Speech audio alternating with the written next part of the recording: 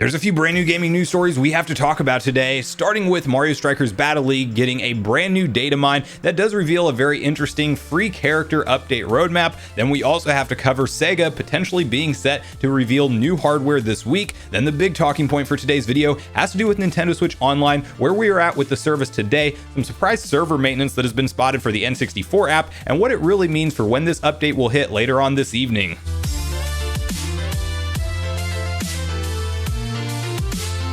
What's up, Nation? If it's your first time on the channel, make sure you join Sunbro Nation by subscribing below, hit the like button on this video if you enjoy it today, and make sure you turn on your bell notification icon so you're kept up to date with all the newest gaming news. Now, as I mentioned, guys, we got a few different stories to unpack today, and we have to kick it off with the conversation around Mario Strikers Battle Leauge, as we are fastly approaching that game's release in June, and there's actually a free online scheduled play session that you can go hop into for free and actually stack it with a free NSO trial, even if you don't have that, as that is ongoing right now. And check out the gameplay online with friends or whoever you can connect with around the world. And while I'm very hyped to check out the gameplay hands-on, because so far I've only been able to experience the tutorial that is for free right now, you can download a demo in the eShop to essentially allow you to warm up to the game, so that way you're ready for this weekend's online play sessions when they do go live. And one thing you guys may remember we've talked about on the channel really multiple times, not just with Mario Strikers Battle Leauge, but Mario sports games in general, really launching in a very light on content state at release. Then they slowly get a drip feed update roadmap as time goes on, and there's been a brand new data mine that has hit Mario Strikers Battle Leauge, suggesting that we are actually set to receive at least 10 characters added into the roster. And you may remember a big talking point being, if this is a 5v5 game, you're essentially using the entire character roster that is available with just 10 out of the box. And so it had a lot of people wondering maybe the new character side is something that Nintendo will focus on after this game is out in terms of free updates. And you can see the following posted up on our gaming leaks and rumors. Datamine for new Mario Strikers game has 20 character slots, which suggests that 10 more characters will be released as free DLC down the line. And that article proceeds to link the exact Datamine list, where you can clearly see that 20 character slots are indeed in the game code. And then you also have Nintendo's tweet that of course says that they will be supporting this title with free updates post launch. So I am not a fan of this personally. I wish we had the full character roster out of the gate. Why Nintendo is choosing to do this with all of their major Mario sports or just sports titles in general, because even Nintendo Switch Sports is seeing a free update roadmap schedule, I don't know, it's beyond me. I would really like to have the full entire fleshed out game at launch on a cartridge, especially as a physical collector, when if you look into the far future, I don't want to have to worry about whether or not the Switch servers are still online to access a full portion of the game's content. It's one thing if a game launches as a completed project and it gets paid DLC or some future updates way down the line far after it's finished, similar to what we're seeing with Mario Kart 8 Deluxe. I don't think anybody thought we were getting DLC for that game, but everything that they are adding in is clearly done after the game was already finished, and you have a full finished product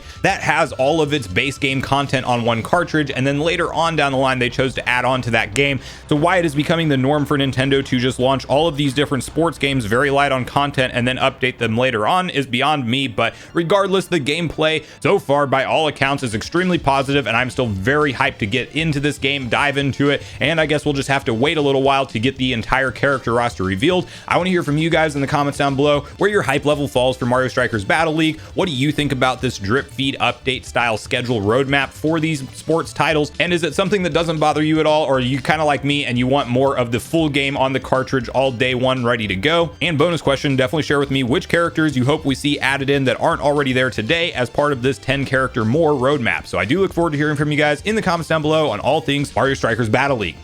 Now, the next story we're talking about today has to do with Sega and some potential new hardware plans for the company. No, unfortunately, we are not talking about something like a Dreamcast 2 with modern visuals and them entering back into the console race where they're competing directly against Microsoft and Sony and Nintendo, but rather a potential for a new mini console, as we have seen them release the Sega Genesis mini console, which I own and enjoy, and they are teasing a very interesting event for Wednesday of this week. So to quickly get on the same page with what's been said here and why it could point to something like a Dreamcast Mini, let's quickly hop over to VGC, where they have a detailed article breaking down exactly what's been claimed. Sega is announcing a new project next week, which may be a mini console. A special Japanese live stream will take place on Friday.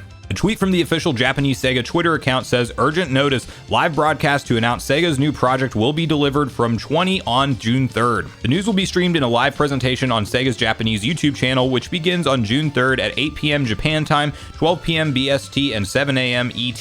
The presence of Miyazaki and Okanari in particular suggests that the announcement may be a new mini console because the two both announced a Mega Drive Mini at a Japanese Sega festival in 2019.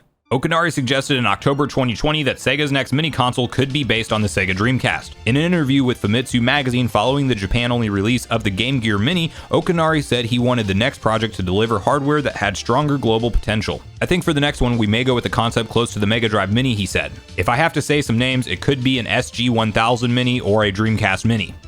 Now listen, if this ends up being an SG-1000 Mini reveal, there's obviously not a whole lot of reason for us to be hyped over here, as that was never released outside of Japan, and if they really do want to reach a broader global appeal, you would think that the Dreamcast is the logical next step. However, this presentation only taking place in Japan has me kind of somewhat tempering my expectations for what this ultimately might be. If it is a Dreamcast Mini, I will pre-order that thing day one. I have a ton of nostalgia for the Dreamcast, and if they bring back some of the classic staple titles that made that system what it was, such as Crazy Taxi, Sonic Adventure 1 and 2, Jet Set Radio, and if they include things like the classic memory card that had that display on the front of it that you could take in and out of the controller, like absolutely charge me $100 plus for this mini console and I will sign up. That is what I am hoping that we see revealed from this event. Obviously, it could be something entirely different than a mini console, but the names that were in reference definitely point to it probably being new hardware. So I want to hear from you guys in the comments down below what you hope we see revealed from Sega directly and where your hype levels fall for this presentation taking place on Wednesday. And bonus question, let me know if it is the Dreamcast Mini that indeed gets unveiled. Let me know which Dreamcast games you hope we see the most featured as part of that console's launch. So I do look forward to hearing from you guys on this mystery Sega project in the comments down below.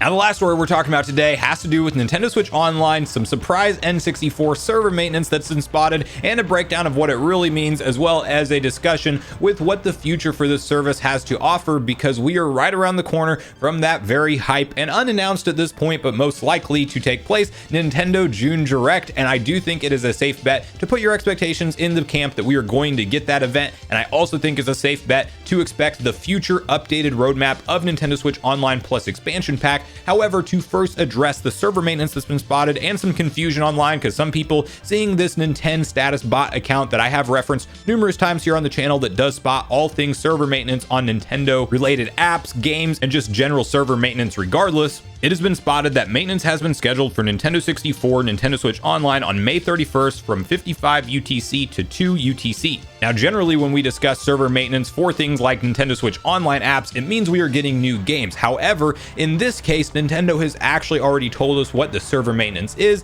and it is none other than a fix for Kirby 64 The Crystal Shards, as that game has been suffering from that game-breaking bug where Kirby gets soft-locked when hit underwater in certain instances, and that's absolutely what this maintenance will be. So no, it will not unfortunately be a surprise drop of Pokemon Snap, which so far, if you just look at Nintendo's track record, they always tweet out what the game is going to be ahead of time for the calendar month for the N64 app. Then they normally follow it up with a trailer and give us a release date, or just say it is live after they've announced that that is the May game or the June game. So Pokemon Snap will still be the June game. This will absolutely just be a fix for Kirby 64 and the Crystal Shards. We do have numerous data miners that go in and look at the code after these updates hit, so maybe there's some other bug fixes that they are uncovering through emulation as time goes on that will also be a part of this update, but have no expectations for the surprise announcement of Pokemon Snap tonight, and rather have the expectations that this will fix Kirby 64 and the Crystal Shards, which is great because people who have been holding off on playing the game until it gets fixed will now be able to hop right in and enjoy it. So this is just a good news quick fix update on all fronts, and I did mention before how commendable it is for Nintendo to actually acknowledge one of their glitches and issues and put out a patch for it